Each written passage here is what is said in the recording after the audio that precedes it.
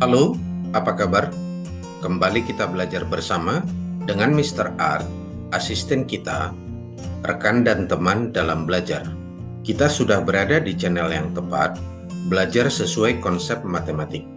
Kita akan mempelajari pengertian diferensial dan turunan fungsi, mencari rumus turunan fungsi, mendapat pemahaman yang baik tentang perbedaan dari apa arti diferensial dan apa arti turunan. Topik kita kali ini merupakan bagian dari kalkulus.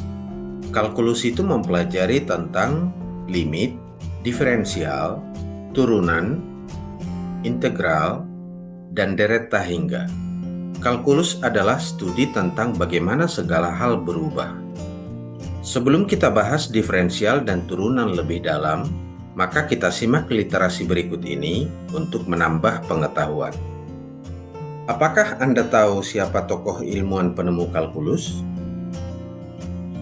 Dua orang ilmuwan yang diperdebatkan siapa penemu kalkulus, yaitu Newton atau Leibniz. Pada tahun 1669, Sir Isaac Newton menulis makalah mengenai ide-ide dasar kalkulus, tetapi tidak dipublikasikan ke umum. Gottfried Leibniz mengklaim bahwa ia menemukan ide kalkulus pada tahun 1674 dan mempublikasikan makalah yang ia tulis pada tahun 1684. Ketika Newton menyadarinya, Newton mengklaim bahwa Leibniz telah membaca bagian dari manuskrip miliknya sebelum Leibniz mempublikasikan makalahnya. Timbullah kontroversi, siapakah pendiri kalkulus sebenarnya?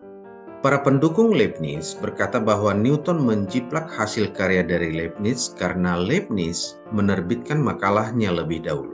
Namun, pendukung Newton pun berkata bahwa Leibniz menjiplak hasil karya Newton. Debat ini masih berlangsung hingga sekarang. Kita singkirkan dulu sejenak perdebatan tentang siapa pendiri kalkulus. Mari kita bicarakan apa dampak kalkulus terhadap dunia kita yang sekarang. Banyak sekali. Penemuan kalkulus ini dipakai di bidang-bidang seperti matematika, sains, teknik, biologi, ekonomi, dan banyak lainnya. Kalkulus dapat memecahkan berbagai masalah yang tidak dapat dipecahkan dengan aljabar elementer. Bahkan ada beberapa industri yang sangat bergantung dengan kalkulus. Engineering adalah suatu sektor yang memakai hitungan kalkulus secara ekstensif. Hal yang sama bisa juga berlaku untuk sektor medis. Bahkan untuk industri yang menggunakan data science, kalkulus pun sangat dibutuhkan.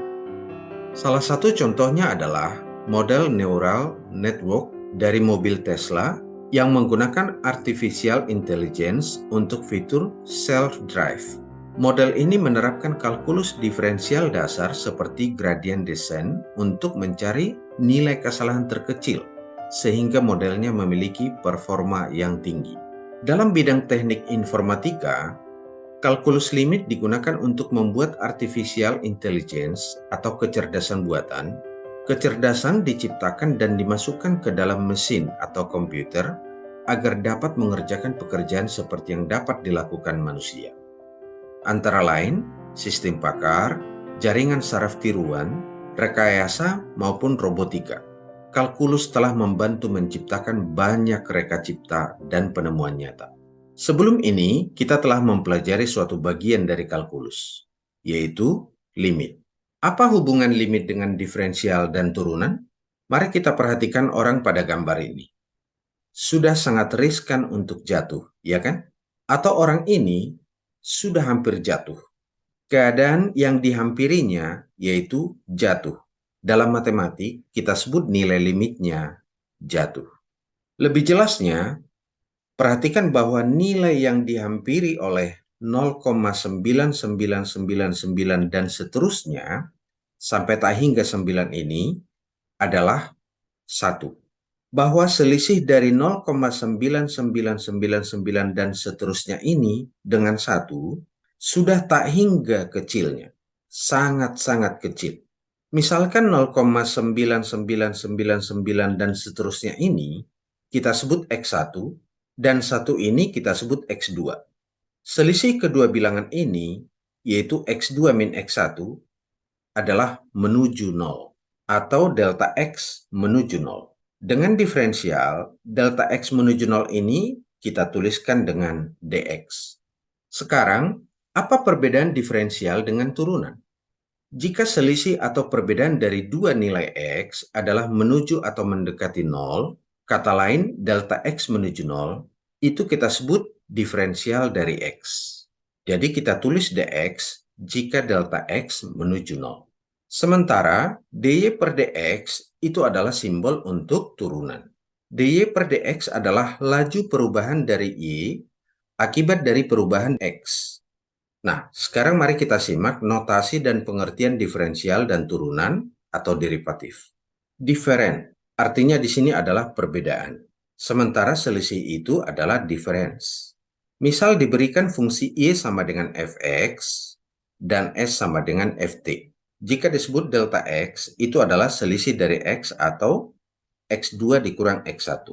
Sementara delta t adalah selisih dari waktu, yaitu t2 min t1. Dan delta y adalah y2 min y1. Kita akan menyebut dx jika delta x menuju 0. Dan kita sebut dt jika delta t menuju 0. Dx itu sendiri artinya diferensial x atau perubahan nilai x yang besarnya mendekati 0.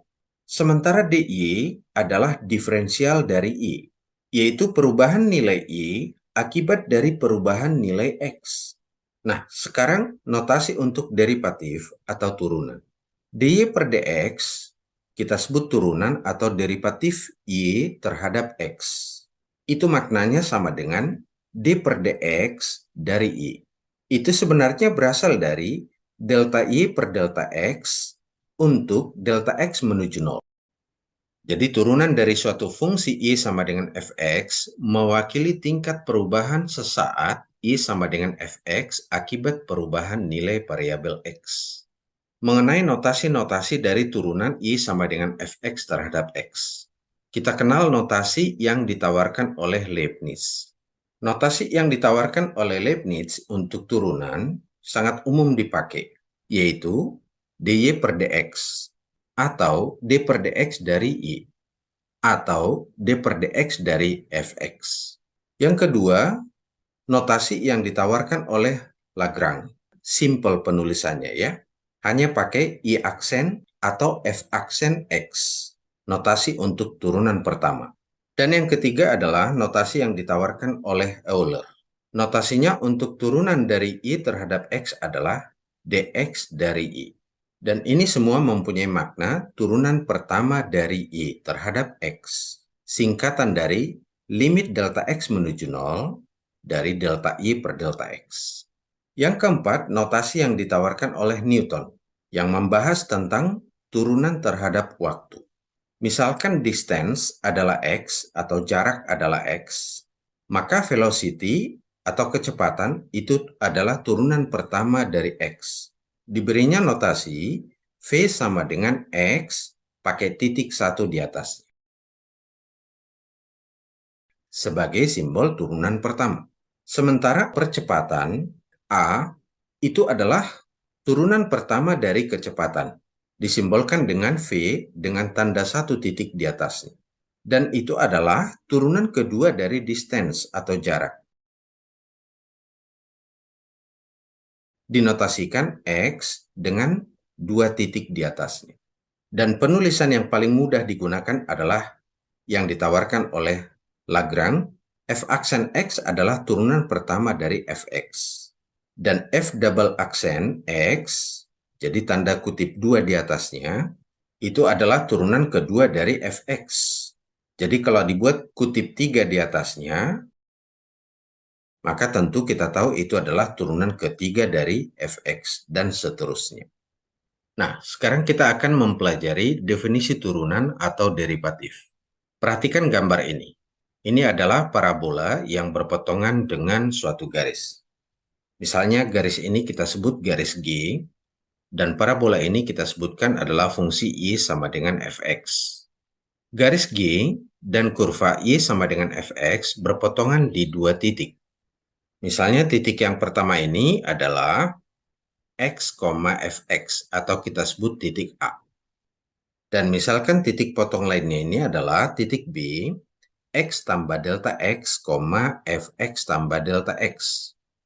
Maka gradien dari garis G ini, tentu kita tahu itu adalah delta I dibagi dengan delta X. Delta I dibagi dengan delta X. Atau I2 kurang I1 per X2 kurang X1, ya kan? Jadi gradien dari garis G ini adalah gradien dari garis yang melalui titik A dan B, atau sebutlah itu MAB, itu adalah Fx tambah delta X dikurang Fx per X tambah delta X dikurang X. Fx tambah delta X dikurang Fx per X tambah delta X dikurang X. Kita sederhanakan, gradien dari garis AB atau gradien dari garis G adalah Fx tambah delta X dikurang Fx per delta X. Andaikan titik ini kita geser, sehingga semakin mendekati titik A. Misalkan titik B-nya adalah di sini. Maka delta X-nya tentu semakin kecil. Dan bagaimana kalau delta X kita ambil menuju 0? Maka tentu garis G-nya dapat kita gambar seperti ini. Titik B semakin mendekati titik A, sehingga selisih X di A dan X pada B itu menuju 0. Kita sebut delta X menuju 0. Titik B semakin mendekati titik A, kita sebut delta X menuju 0. Maka gradien garis G itu adalah limit delta X menuju 0 dari Fx tambah delta X dikurang Fx per delta X. Pada saat delta X menuju 0, kita nyatakan bahwa G itu adalah garis singgung dari kurva I sama dengan Fx. Sementara kita tahu limit delta X menuju 0 dari Fx tambah delta X dikurang Fx per delta X, itu kan definisi turunan pertama. Berarti gradien garis singgung kurva I sama dengan Fx adalah gradien garis G. Jadi gradien garis G ini adalah dfx per dx atau turunan pertama dari I sama dengan Fx. Dapat kita tulis mg sama dengan dy per dx atau gradien garis G adalah f aksen x. Jadi ketika delta x kita ambil menuju 0, maka G adalah garis singgung kurva I sama dengan Fx di titik A, x, Fx. Didefinisikan sebagai gradien garis G berarti limit delta X menuju 0 dari Fx tambah delta X dikurang Fx per delta X. Itulah yang kita sebut sebagai dy per dx atau f aksen X. Maka tentu garis G-nya dapat kita gambar seperti ini. G itu adalah garis singgung dari kurva I sama dengan Fx. Jadi definisi turunan pertama itu adalah f aksen X, yaitu limit H menuju 0, dari Fx tambah H dikurang Fx per H. Dan itu merupakan gradien garis singgung kurva I sama dengan Fx. Dan ingat tadi artinya bahwa f aksen X adalah turunan dari Fx mewakili tingkat perubahan sesaat Fx akibat perubahan sesaat X. Nah, sekarang mari kita identifikasi masalahnya dan menemukan rumus turunan. Contoh soal. Tentukan turunan fungsi berikut terhadap X dengan definisi turunan. Yang pertama, Fx sama dengan X. Dengan notasi Leibniz, kita akan mencari d per dx dari Fx. Atau dari notasi Lagrange, kita akan mencari f aksen X. Turunan pertama didefinisikan sebagai f aksen X sama dengan limit H menuju 0 dari Fx tambah H dikurang Fx per H. Pertama kita tuliskan di sini Fx sama dengan X. Kemudian kita cari Fx tambah H. Jadi kita substitusi X ini menjadi X tambah H. Fx tambah H adalah X tambah H. Jadi Fx ini kita gantikan dengan X. Kemudian Fx tambah H ini kita gantikan dengan X tambah H. Jadi kita peroleh turunan pertama dari X adalah limit dari H menuju 0, X tambah H dikurang X per H. Kemudian X dikurang X ini kan bisa kita coret sama dengan 0, habis gitu ya. Sehingga tinggal limit H menuju 0 dari H per H. Ingat kita sudah tahu konsep limit, H menuju 0 artinya H itu bukan 0 ya. Jadi H per H itu adalah bernilai 1. Sehingga kita peroleh, ini adalah limit H menuju 0 dari 1. Dan kita tahu nilai limit dari konstanta adalah konstanta itu sendiri. Jadi limit H menuju 0 dari 1 sama dengan 1. Jadi kita peroleh jika fx sama dengan x, maka f aksen x atau turunan pertamanya sama dengan 1. Bagaimana? Mudah kan?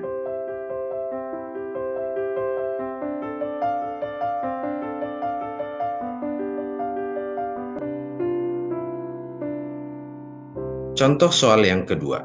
Tentukan turunan fungsi berikut terhadap x dengan definisi turunan. Fx sama dengan x kuadrat.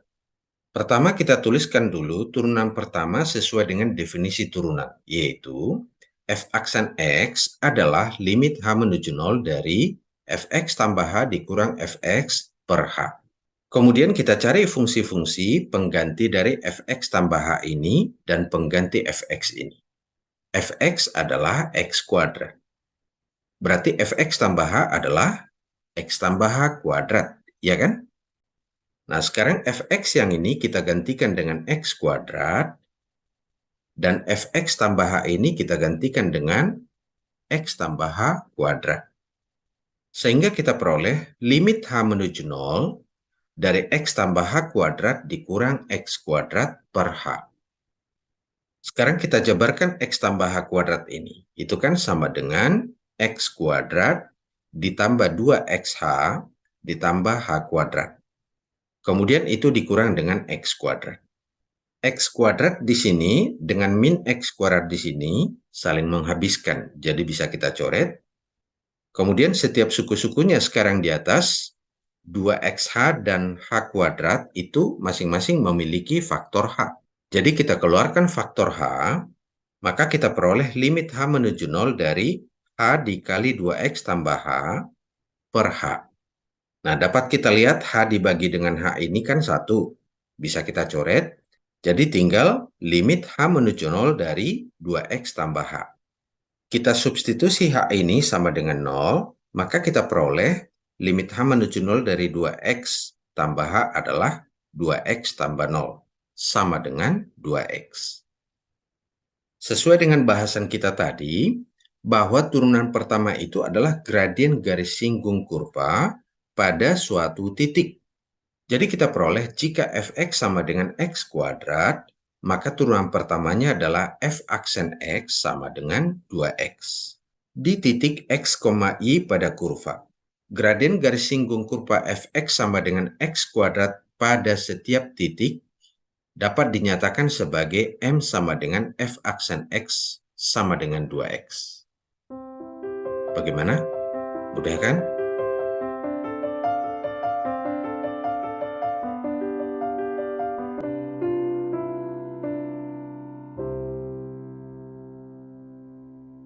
Contoh soal yang ketiga. Tentukan turunan fungsi berikut terhadap x dengan definisi turunan. Fx sama dengan akar x. Ingat definisi turunan pertama, yaitu f aksen x sama dengan limit h menuju 0 dari fx tambah h dikurang fx per h. Langkahnya, kita tuliskan ini fx sama dengan akar x. Kemudian kita cari fx tambah h itu sama dengan akar dari x tambah h, ya kan? Kita gantikan fx ini dengan akar x, dan fx tambah h ini dengan akar x tambah h. Sehingga kita peroleh turunan pertama x adalah limit h menuju 0 dari akar x tambah h dikurang akar x per h. Nah, bagaimana menentukan nilai limit dari bentuk seperti ini? Tentu kita masih ingat ini kali dengan sekawannya. Sehingga kita tulis limit h menuju 0 dari akar x tambah h dikurang akar x per h dikali dengan akar x tambah h tambah akar x per akar x tambah h tambah akar x. Kemudian kita kalikan akar x tambah h dikurang akar x dengan akar x tambah h ditambah akar x. Dan kita peroleh di atas berarti sama dengan X tambah H dikurang X, ya kan? Karena ini sama seperti bentuk A dikurang B dikali dengan A tambah B. Tentu sama dengan A kuadrat dikurang B kuadrat, ya kan? Kemudian bagian bawahnya adalah H dikali akar X tambah H ditambah akar X. Yang ini X dengan min X saling menghabiskan dan bisa kita coret. Sehingga kita peroleh limit H menuju 0 dari H per H dikali akar X tambah H ditambah akar X. H dengan H ini bisa kita coret karena bernilai 1. Kemudian kita substitusi H sama dengan 0. Kita peroleh akar X ditambah akar X. Sehingga hasilnya adalah 1/2 akar X. Jadi turunan pertama dari fx sama dengan akar X adalah f aksen X sama dengan 1/2 akar X. Bisa ya?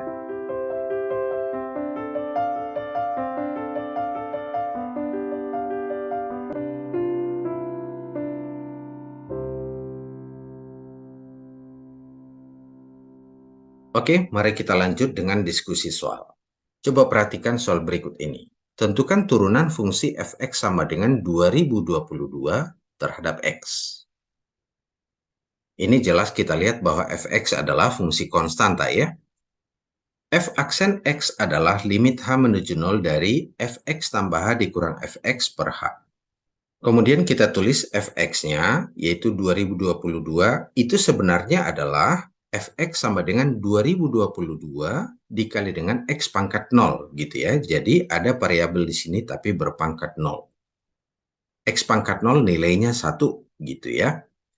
Sehingga fx tambah h itu adalah 2022 dikali dengan x tambah h pangkat 0. Berarti tetap ya, fx tambah h sama dengan 2022 juga. Kemudian kita gantikan fx ini dengan 2022 dan fx tambah h ini sama dengan 2022, ya kan? Sehingga kita peroleh limit h menuju 0 dari 2022 dikurang 2022 per h. 2022 dan 2022 ini saling menghabiskan. Sehingga kita peroleh limit h menuju 0 dari 0 per h. 0 dibagi suatu bilangan. Tentu sama dengan 0, ya kan? Jadi turunan pertama dari suatu konstanta adalah 0. Bagaimana? Gampang ya?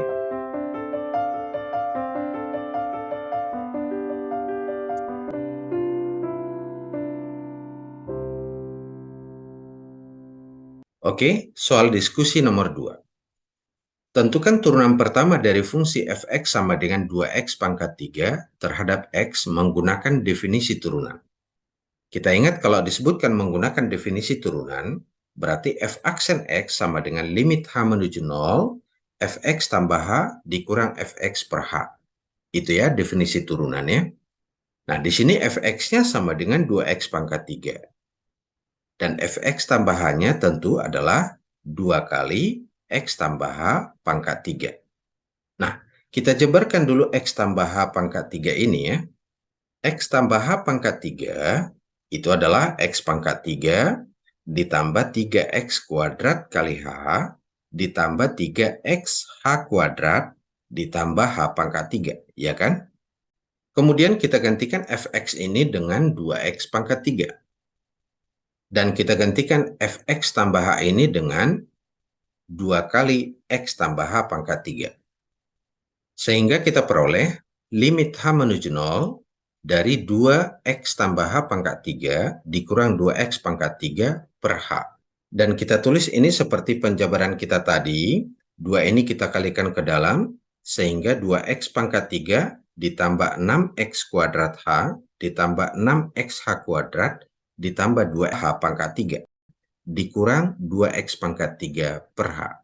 Ini 2x pangkat 3 dikurang 2x pangkat 3 saling menghabiskan ya.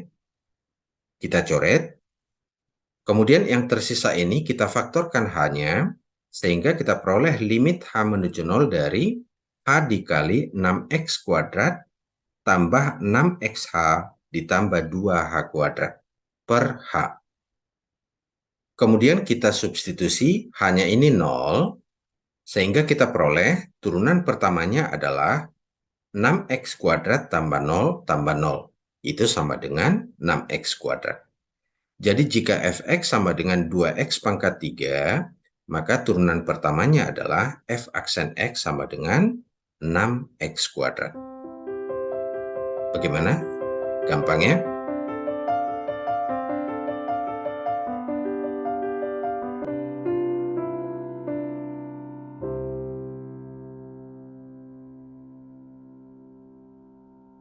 Nah, sekarang kita akan menentukan rumus turunan pertama.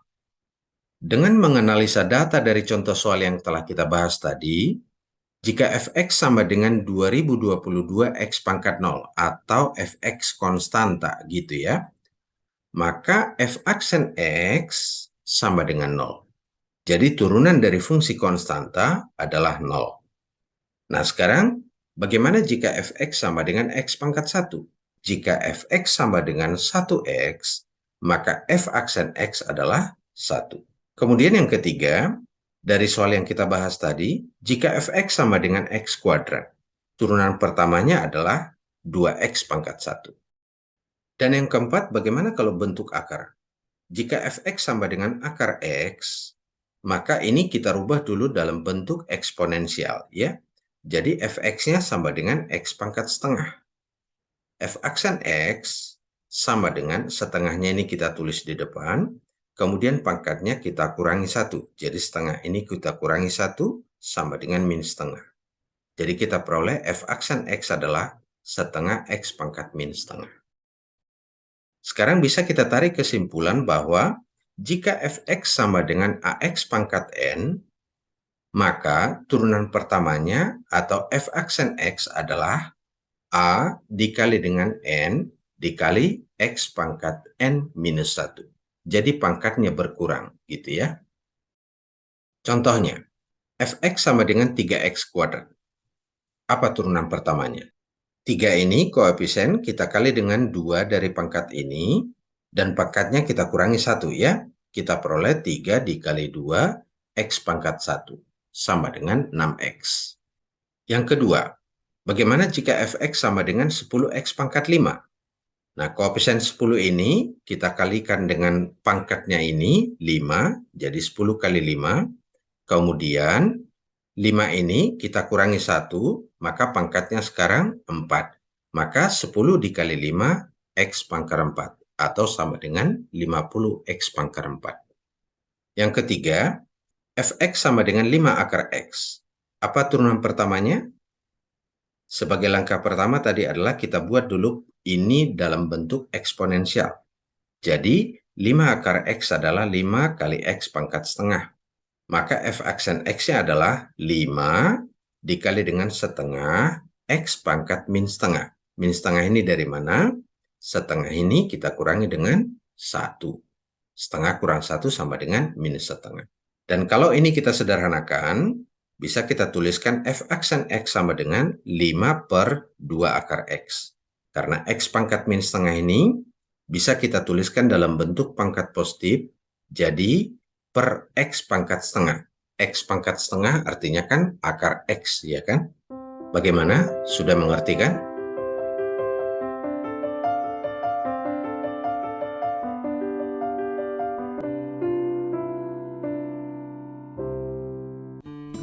Dan pengalaman adalah guru yang terbaik.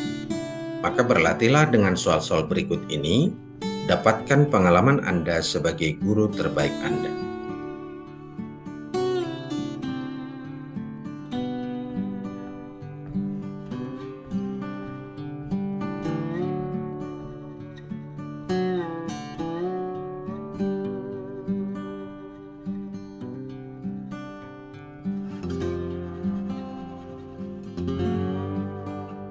Dan cukup sekian pertemuan kita kali ini. Semoga apa yang kita bahas bermanfaat buat semuanya. Ikuti pembahasan kita di topik selanjutnya tentang diferensial. Dan terima kasih telah belajar bersama dengan Mr. Art. Sampai jumpa.